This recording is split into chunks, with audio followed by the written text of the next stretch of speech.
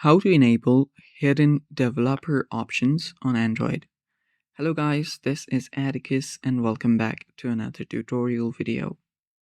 In today's video, I will teach you how you can enable hidden developer options on Android. But before that, if you're new to our channel, head down below and hit the subscribe button so you don't miss out on our future videos.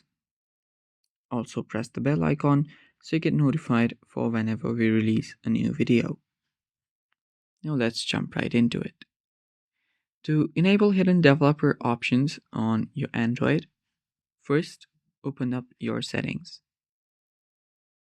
After you open it up, scroll down all the way till you find About Phone or About Device. Tap on it,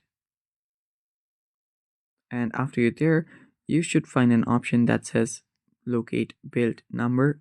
So after you're here, scroll down till you find Build Number. Now for some devices, you will need to tap on Software Information and then find the build number.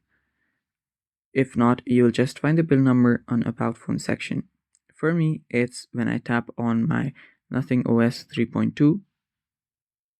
So after that, you should find the build number.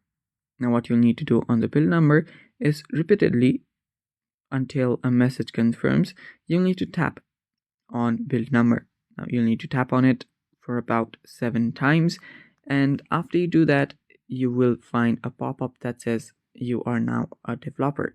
Now what a developer can do in Android is really diverse. It can just unlock hidden settings for advanced tasks. Now you can do it for USB debugging, app testing, performance tweaks, and many more. So yeah, that's basically it guys. That's how you enable your hidden developer options on Android. Thanks for watching. Stay tuned for more, and bye bye.